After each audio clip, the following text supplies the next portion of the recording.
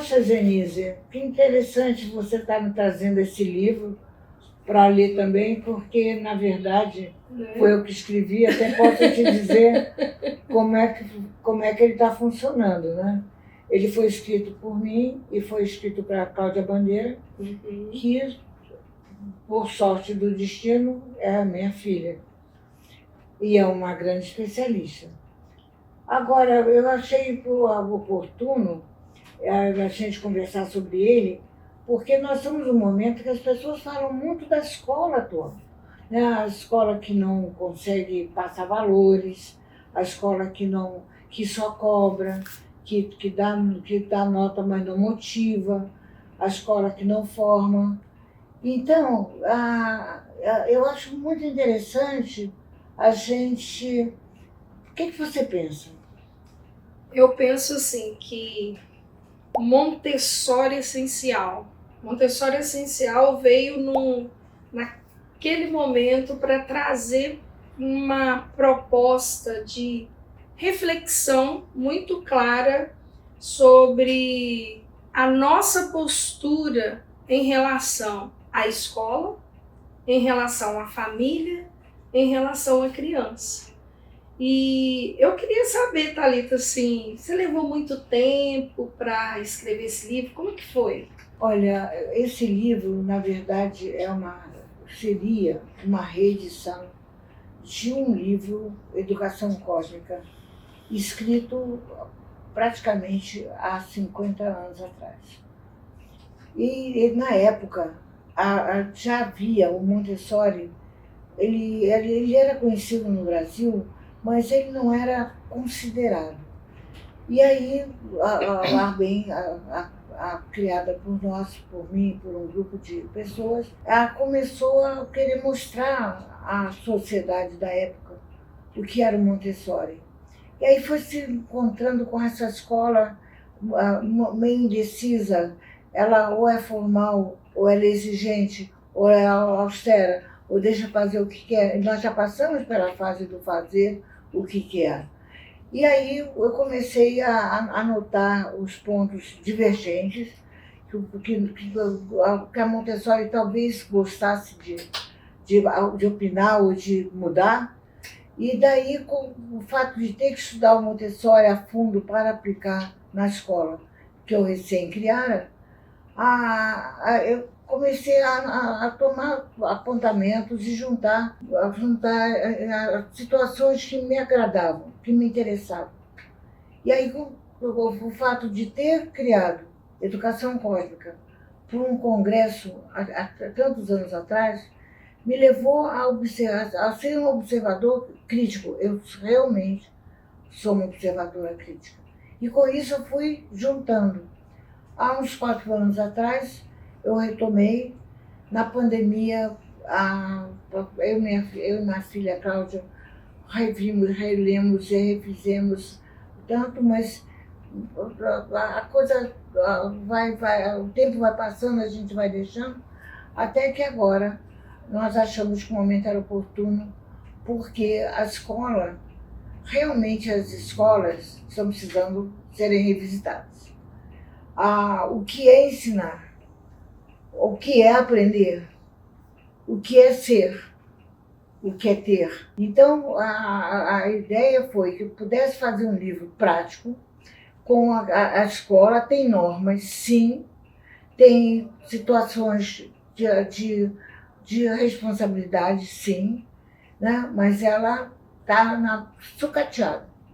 Está na mão, inclusive, de pessoas que compram a escola para vender livros.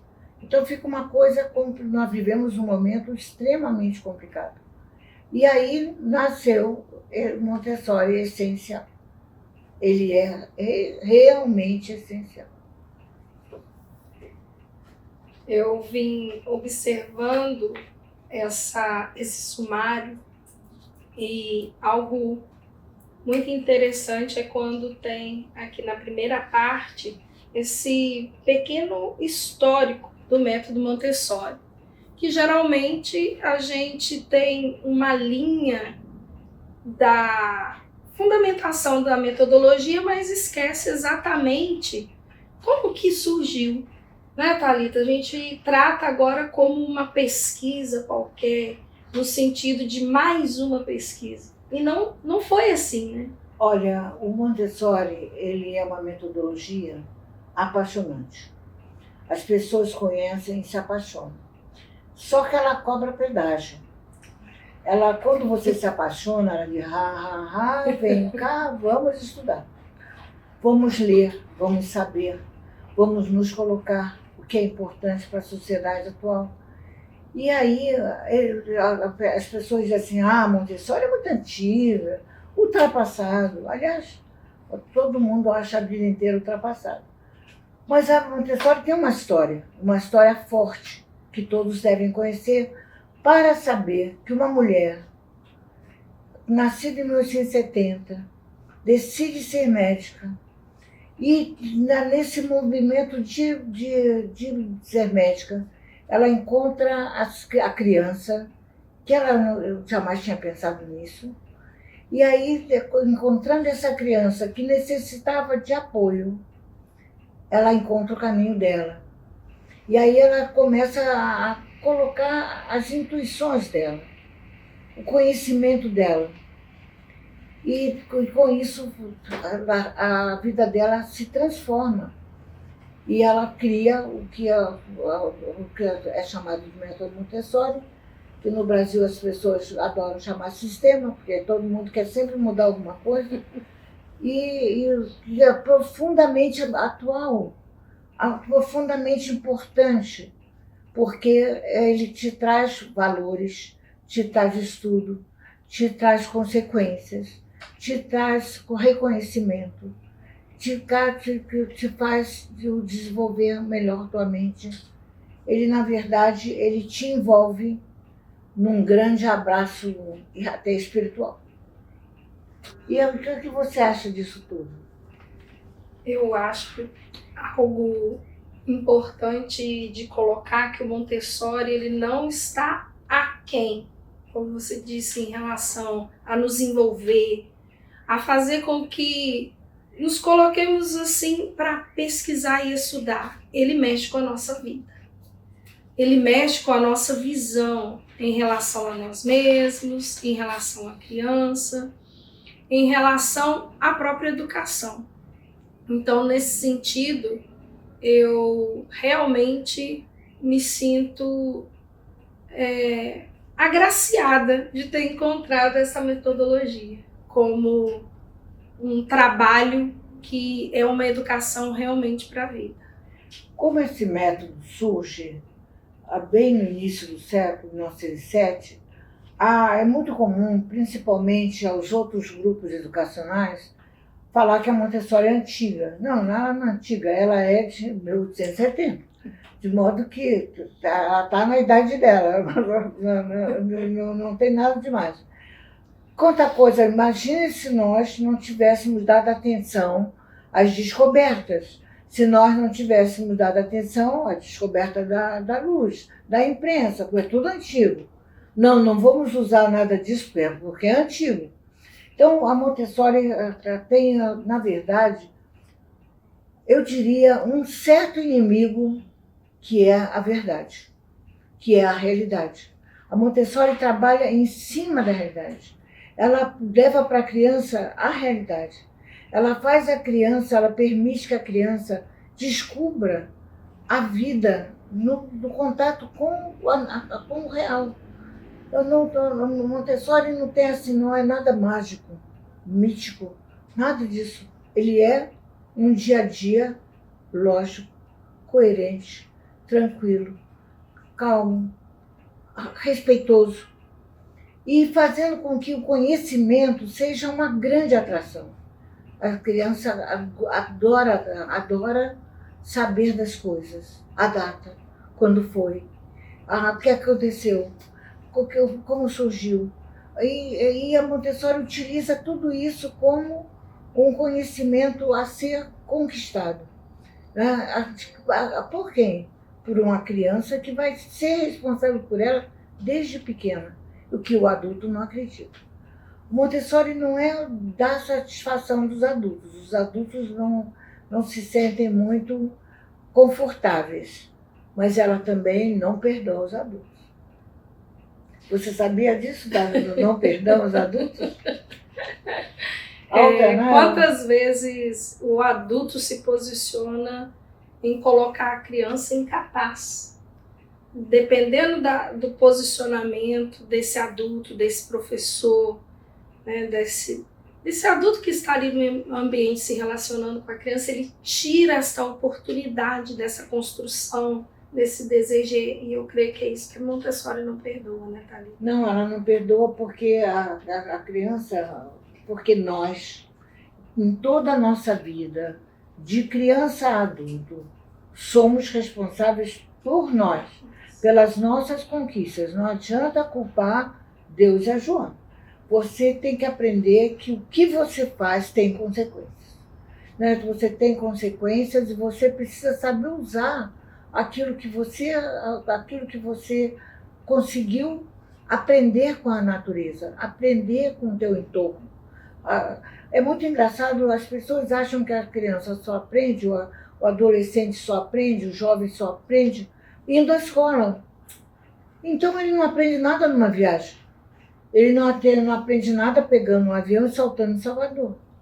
Ele não aprende nada saindo daqui, nós estamos nas Laranjeiras, e indo à Penha. Porque ele não aprende nada. Depende dele não estar na escola. Ele teria que passar de escola em escola. Então, agora, moral, bons costumes, respeito, ele teria que aprender em casa. Para que ele pudesse usar na realidade. Então, a Montessori ela está até muito radical com certas coisas, né? Porque ela não permite que você tome determinadas atitudes que não sejam de respeito e conhecimento. Exatamente. E cada posicionamento que ela se propõe a colocar não é algo teórico, é algo que ela experimentou, ela vivenciou. E a gente está muito acostumado a ficar na superfície, na teoria. E a gente realmente precisa viver de uma maneira coerente. E Montessori é muito coerente. É coerente no cotidiano, é coerente nas conquistas, mas Montessori não é algo escolar. E é isso que eu vejo que acaba trazendo essa confusão, né, Thalita, com a metodologia montessoriana e a escola. Pois é, mas é que a escola ela vive para dar satisfação aos pais do resultado do seu filho que a escola conquistou. Ela não pensa que o filho é que conquistou na escola que ele está. É o inverso, ele pode não conquistar nada, vai depender da relação dele com o ambiente. As pessoas esquecem isso, a relação de um ser com o outro. É vital numa escola, é vital num pai e filho, é vital num casamento. Como é que a gente não pensa na relação da escola? Ela nem é escolar. Eu não posso pegar meu aluno e dizer, não, cadê o seu ditado? Cadê a sua cópia? Meu Deus, a minha avó fazia isso, a minha bisa. E nós ensinamos hoje, eu abro os cadernos, escolas famosas, e vou encontrar a mesma frase, sabe? A vovó do Pedro não, porque tem DR, a vovó da Maria comia mingau. Vai ser, e aluno, se bobear, ele vai escrever aquilo 20 vezes. Sabe, coloque a letra maiúscula. Separe sílaba. É a mesma coisa. E o mundo ele ama a cozinha experimental. Ele ama uma marcenaria. Ele ama um ateliê. Ele ama construir coisas. E aí, muitas vezes não se faz, porque ele tem que fazer um trabalhinho que pese mais ou menos 1 quilo e pouquinho, para mostrar à família que a escola está exigindo dele trabalho. Que trabalho? Você, quando vai para o seu trabalho, você vai feliz? Se você não for feliz para o seu trabalho, você vai fazer um bom trabalho? Não, de maneira alguma. Então, a gente quer que a criança na escola caminhe até por ameaça. Entre você dar um 8 e um 8,5, um 80 ou um 75, eu não sei bem qual a diferença, só de número. Mas no contexto eu não sei. Mas você recebeu 75, você está acima da nota de repetição, que é o 7, o 70. Gente, me perdoa. Entendeu? Não é nem a Montessori. É a lógica. Nós estamos vivendo sem lógica. O mundo caindo aos pedaços. Os alunos na porta da universidade quebrando a universidade. Os bandidinhos na rua assaltando, carregando celular. E nós ficamos dentro de um mundo irreal. Aí vamos passear de barco, vamos fazer passeios mirabolantes, vamos comprar uma coisa cara, talvez o carro do ano, sabe? E aí a escola tem que ser tradicional. Então não é a pobre da Montessori. Uma coisa que eu queria te perguntar, qual que você acha, hoje está muito na moda a escola que não usa nada escolar, só o tablet. O que você acha dessa escola tecnológica? Crianças de 4, 5, 6 anos. Eu estou falando de 18, nem de 15, estou falando criança pequena. Então, é algo muito perigoso, porque quando a gente vai pensar no desenvolvimento humano, essa criança ela precisa de trabalho com as mãos. Esse trabalho com as mãos de realização vai trazer ali a construção do conhecimento. Ela diante de um tablet, ela fica passiva. E nessa passividade não há uma construção, não há algo profundo ali em que ela possa trazer e se deleitar naquela própria conquista. Então eu acho que isso está totalmente deixando a criança à parte da construção do conhecimento dela. Mas nós somos engraçados, né, Denise? Por exemplo, os grandes da informática têm seus filhos em escolas comuns. Só que os grandes do Brasil têm seus filhos em escolas de tablet.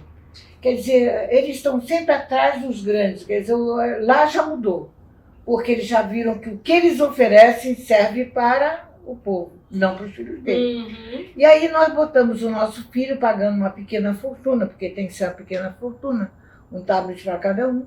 O professor tem que ser gabaritado, tem que ter feito curso de preferência na Sorbonne ou em Nova York ou Chicago, sei lá onde, para dar um glamour a um estudo. Agora, amanhã, eu não sei se esse aluno que sai de lá respeita uma pessoa que está atravessando a rua, porque ele vai estar num carro de luxo. Não sei se ele vai respeitar, porque ele não aprendeu. Você tem noção, né, Thalita, do que é atravessar uma rua.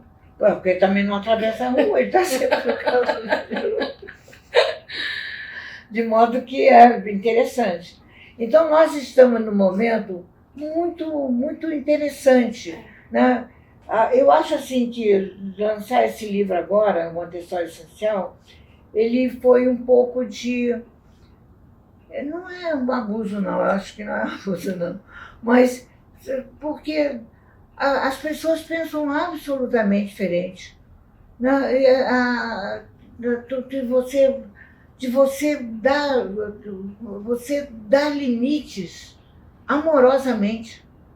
A escola montessoriana, anos atrás, isso há 50 anos atrás, era conhecida aqui no Brasil como a escola, a criança fazia tudo o que queria.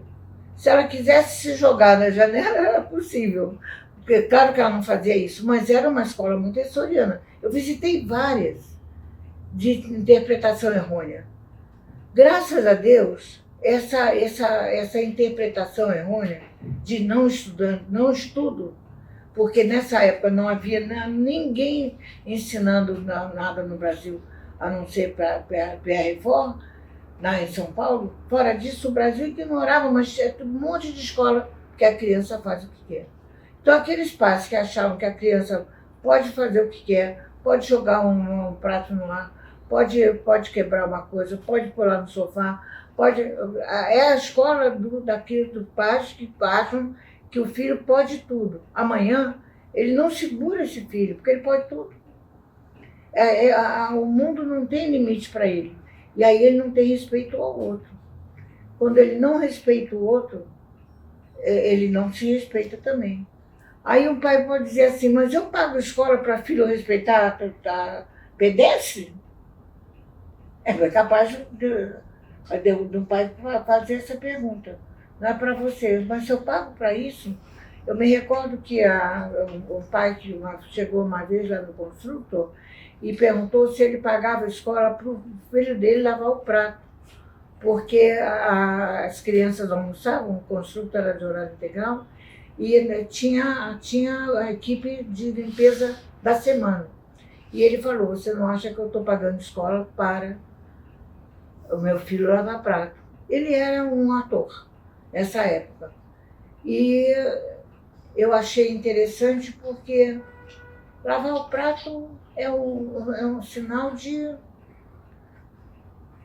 colaboração. Eu acho que do homem, desde que inventou o fogo, ele está dividindo o que come, cuidando, jogando o lixo, sei lá.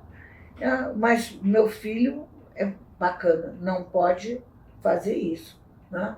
Então, eu acho que teria que haver um pouco a revolução, um pouco dessa família, lembrando que é ela quem passa valores.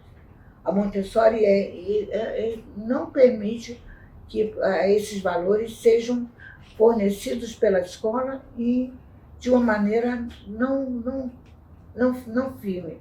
A escola não pode assumir ser casa. Isso é bem claro para Montessori. Uhum. Assim como a escola deveria exigir do governo geral respeito à escola montessoriana. Sim, que tem um programa, né? Que tem um programa e que respeita a sociedade. Mas acaba sendo colocado de lado. E um outro erro grande, eu não me detenho muito nesse livro. Por quê? Tudo que você fala de inclusão dá polêmica. Então, esse livro não era para falar de inclusão, discordo como é feita a inclusão no Brasil, a maneira de pensar, então ele não é de inclusão. Mas nós temos que, o Montessori, ele trabalha com qualquer criança que ele possa trabalhar, que possa chegar a ele.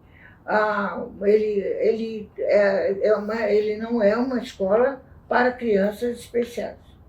Ele é uma escola normal. E, nesse caso, ele é um local de ensino. Quando ele se transforma em escola mesmo... Agora, você tem que ter qual é a visão de escola. Sim. Que você quer ter, não é? Qual é a visão de escola. Como essa escola, ela entrega essa criança para a sociedade. Por isso que você falou tanto de princípios, o quanto que é importante essa questão do ambiente, como é importante essa reflexão desse programa em que a gente pensa, a escola montessoriana faz o que quer, o professor faz da maneira que quer, não tem programa, não tem planejamento, e isso não é real. Isso é algo que chega a atrapalhar mesmo essa nossa visão clara do que é ser montessoriano.